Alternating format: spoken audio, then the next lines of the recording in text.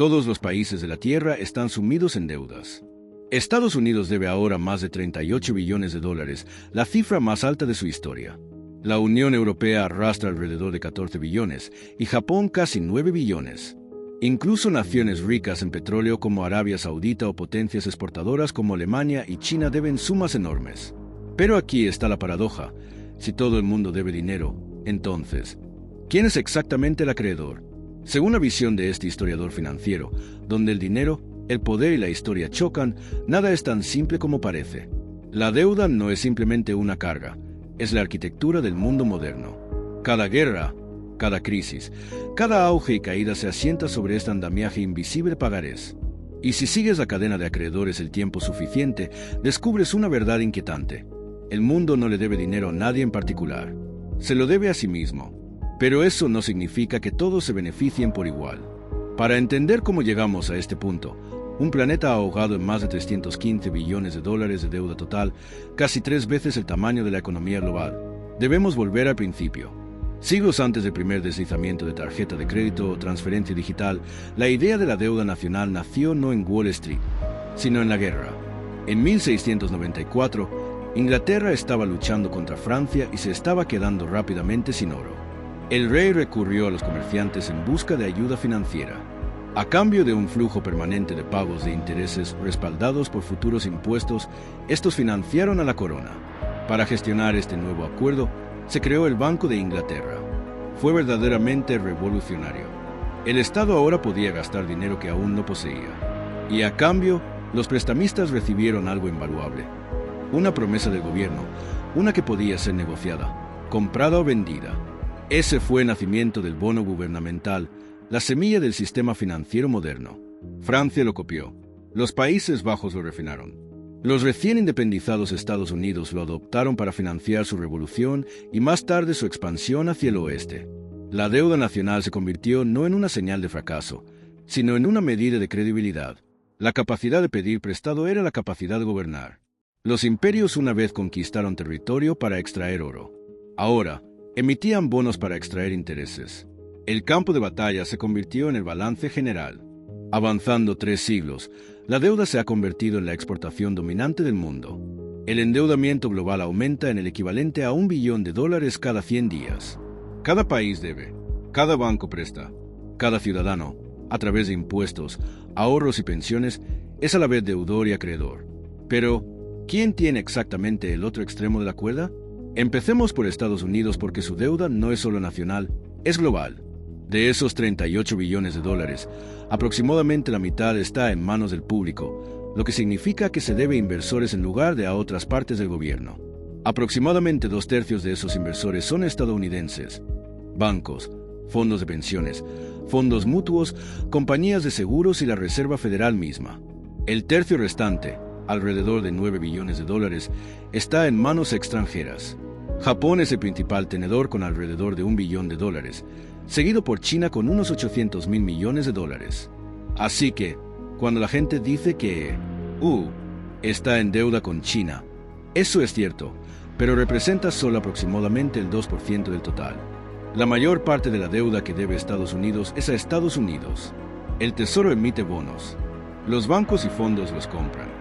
La Reserva Federal a menudo los vuelve a comprar, creando nuevos dólares en el proceso. Los estadounidenses pagan impuestos que financian los intereses de esos bonos, que luego fluyen hacia las cuentas de jubilación estadounidenses. Es un espejo circular. La deuda es real, pero el acreedor es principalmente un reflejo del mismo sistema. Y esta circularidad no es solo estadounidense, es global. Japón presta a EU a través de bonos del Tesoro. EU presta a Europa a través del FMI. Europa presta a naciones en desarrollo a través del Banco Mundial.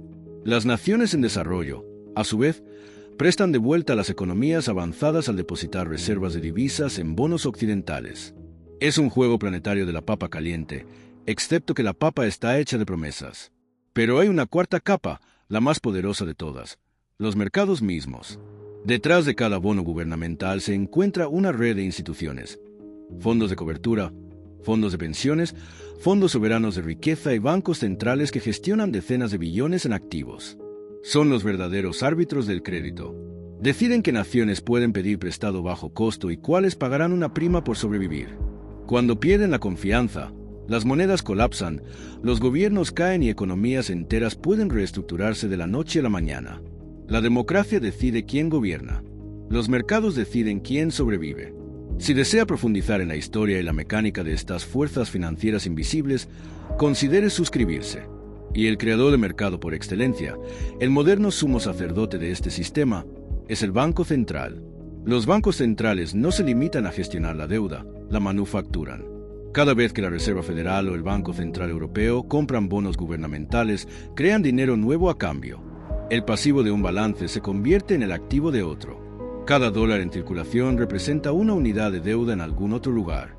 No existe el dinero libre de deuda.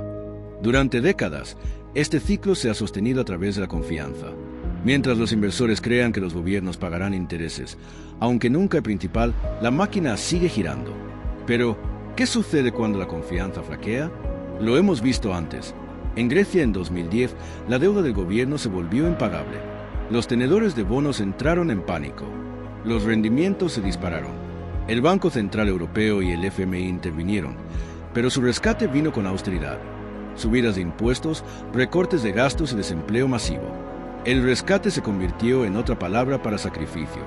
Cuando el sistema se rompe, los acreedores se vuelven visibles de repente. El FMI, las agencias de calificación, los tenedores de bonos anónimos que tienen a naciones enteras por el cuello. Pero incluso después del colapso, la misma lógica se reinicia. Eso es porque, en el siglo XXI, la deuda no está diseñada para ser reembolsada. Está diseñada para ser renovada. Los gobiernos hoy en día en realidad no planean pagar su deuda, ni ahora ni nunca. Esto no es conspiración, es política. Los gobiernos tratan la deuda como una suscripción continua, emitiendo nuevos bonos para pagar los antiguos. El interés se convierte en el producto real, la renta que se cobra por la estabilidad. El sistema financiero global hoy en día funciona con confianza, no con reembolso.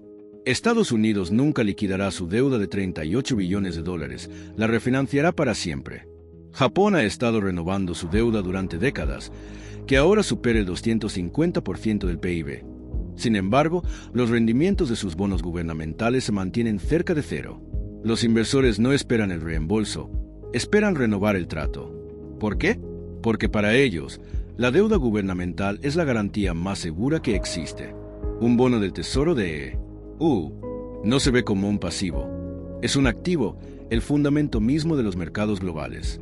El sistema depende de que los gobiernos nunca paguen su deuda porque, si lo hicieran, el mundo perdería su instrumento financiero más confiable. Pagar la deuda destruiría lo que hace que la economía funcione. Así que, los gobiernos hacen lo contrario. Siguen emitiendo más, no imprudentemente, sino rítmicamente. La deuda se convierte en una especie de latido para el capitalismo mismo. Es por eso que cuando los políticos hablan de equilibrar el presupuesto o pagar la deuda nacional, están vendiendo una ilusión. El objetivo no es eliminar la deuda. Es mantenerla sostenible, manejable y lo suficientemente deseable para que el sistema nunca deje de creer en ella. Es un ciclo cerrado de confianza. Y mientras esa confianza se mantenga, los números pueden estirarse indefinidamente. Pero la confianza no se distribuye por igual. Los pagos de intereses no fluyen por igual a través de la sociedad. Fluyen hacia arriba, desde los contribuyentes y trabajadores, hacia las instituciones e inversores que tienen la deuda. En otras palabras, la deuda no es solo una transferencia entre países, es una transferencia entre clases. Por eso la desigualdad global y el endeudamiento global aumentan juntos. El sistema recompensa a quienes poseen la deuda y castiga a quienes simplemente la pagan. Los acreedores no son villanos. Los deudores no son víctimas. Son dos caras del mismo motor. El problema es lo que sucede cuando el motor se queda sin combustible. Cuando los nuevos préstamos no pueden seguir el ritmo de las promesas hechas antes. En la cima de esta pirámide global, no hay una sola cara a la que culpar. Son todos ellos, y nosotros. El sistema financiero moderno ha convertido la deuda misma en dinero. La línea entre deudor y acreedor se ha difuminado hasta el punto de ser irreconocible. La deuda alguna vez significó servidumbre. Hoy, significa equilibrio. Pero si ese equilibrio alguna vez se inclina, si la confianza se rompe, la ilusión termina y recordaremos lo que realmente es la deuda. Una promesa que no se puede mantener para siempre.